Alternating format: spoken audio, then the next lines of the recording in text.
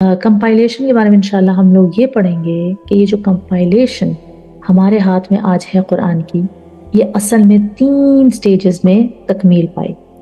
सबसे पहले प्रॉफिट मोहम्मद सल्लल्लाहु अलैहि वसल्लम के ज़माने में स्टार्ट हो गई थी, यानी कि वैसे तो उनके हाफिज़े बहुत तेज़ थे, वो सारा का सारा कुरान याद करते थे और बहुत सारे हुफ़ाज़ थे उस ज़माने में जो पूरे कुरान को याद किए थे। फिर भी हुज़ूर सल्लल्लाहु अलैहि वसल्लम ने थोड़ा-थोड़ा उनको लिखवाना शुरू कर दिया था, कहीं-कहीं पार्चमेंट पेपर पे, कहीं लेदर के पीसेस पे, चमड़े पे, दरख्त पे, तो छोटा-छोटा उन्होंने सूरतें या आयतें लिखवाना शुरू कर दी थी। तो समझिए कि उस वक़्त से ही कंपाइलेशन तो स्टार्ट हो गई थी, मगर इस तरह की कंपाइलेशन नहीं हुई थी।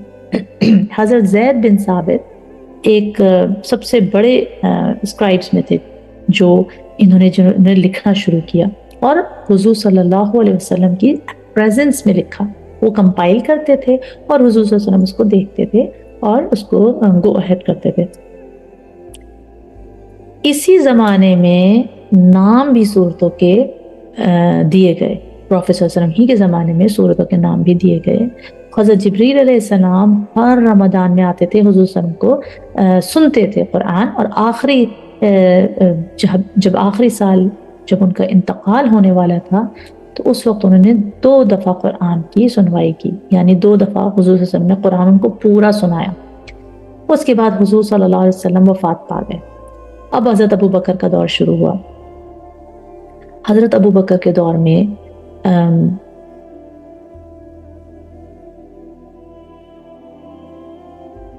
जब हुज़ूर सल्लल्लाहु अलैहि वसल्लम वफ़ात पाए तो as soon as he died, एक मुसैलमा के नाम से एक कज़्ज़ाब खड़ा हुआ और उसने ये दावा किया कि वो एक प्रॉफिट है। उसने ये दावा किया कि मैं नबी हूँ हुज़ूर सल्लल्लाहु अलैहि वसल्लम के बाद।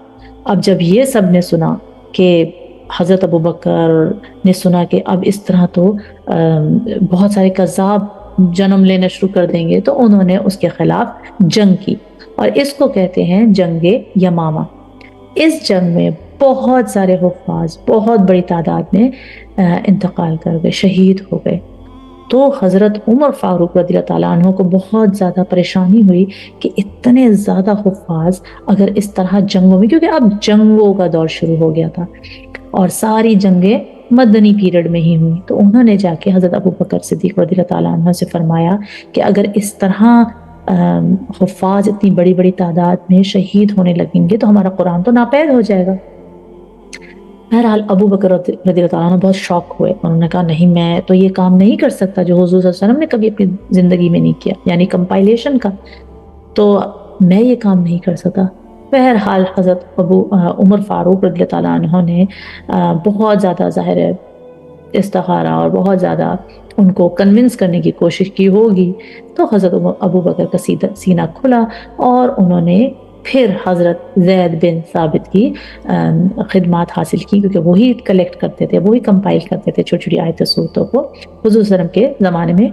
तो उस वक्त सबसे पहले हज़रत अबू बकर के ज़माने में कुरान जो है वो कंपाइल हुआ एक वॉल्यूम में। हज़रत ज़ैद बिन साबित भी बहुत परेशान थे कि हम ये सही कर रहे हैं कि नहीं, मगर हज़रत उमर फ़ारूक, हज़रत अबू बकर के कहने पे हज़रत ज़ैद बिन साबित ने एक छोटी सी कमेटी बिठाई और उन्होंने सारे पार्ट्स ऑफ कुरान को जो पत्ते थे, पार्चमेंट थे, लेदर के पीसेस थे, सब को इकट्ठा किया। सारे हुफ़ाज़ से वो एक एक आयत सुनते थे उनकी मेमोरी से और फिर क्रॉस चेक करते थे, बहुत केयरफुली कंपेयर करते थे, उसको राइट करते थे और एक वॉल्यूम पे उन्होंने कुरान को बनाया। इसके बाद हज़रत अबू बकर सिद्दीक़ रज़ियल्लाहु ताला अन्हु इसके ऑफिशियल कस्टोडियन बने उस कुरान के, और उन्होंने उमर बिन ख़त्ताब को पास कर दिया जब हज़रत अबू बकर की शहादत हुई। तो वो उसके बाद उन्होंने हज़रत उमर फ़ारूक को कुरान का वॉल्यूम पास कर दिया। हज़रत उमर बिन ख़त्ताब ने आगे अपनी बेटी हज़रत हफ्सा को वो कुरान की हिफाजत दी, क्योंकि ज़ाहिर वो भी इस दुनिया से नहीं रहे थे। उसके बाद अब हज़रत हफ्सा के पास कुरान की ये कंपाइलेशन थी एक वॉल्यूम में। پھر حضرت عثمان بن عفان کا دور چلا. اس میں کیا ہوا کہ بہت اسلام پھیلنے لگ گیا الحمدللہ. ڈفرینٹ نیشنز میں لوگ جانے لگے, اسلام پھیلانے لگے. کہیں عربی بولی جاتی تھی, کہیں عربی نہیں بولی جاتی تھی. ہر ایک نے اس تھوڑی ڈفرینس کے ساتھ قرآن کو پروناؤنس کرنا شروع کیا, ریسائٹ کرنا شروع کیا. تو پتہ یہ چلا کہ اس طرح تو سیریا میں الگ قرآن بولا جائے گا, عراق میں الگ کاپی کی جائے گی, ترکی میں الگ ہوگا, یہاں پہ الگ ہوگا, سعودی عرب میں الگ ہوگا.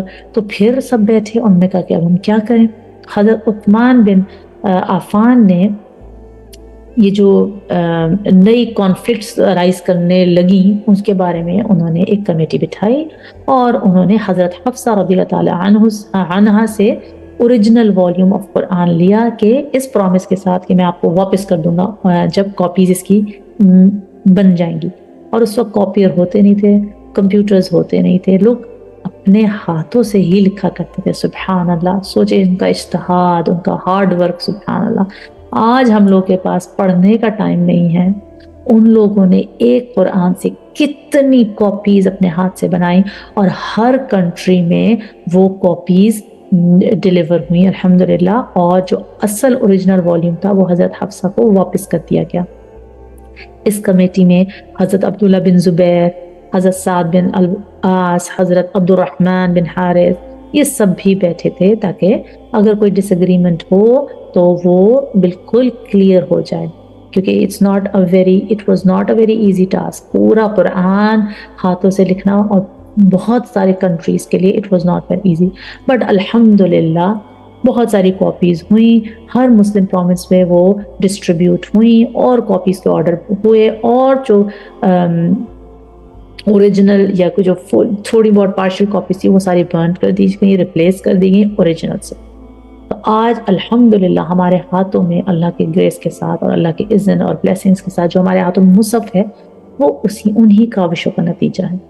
تو ہم کمپائلیشن آف قرآن کے حساب سے انشاءاللہ قرآن پڑھیں گے کہ پہلے ہم سورہ فاتحہ پڑھیں گے, اور پھر آگے سورہ بقرہ آتا ہے, اور پھر ہم اس طرح قرآن پڑھیں گے, not like دی نزولی اعتبار انشاءاللہ.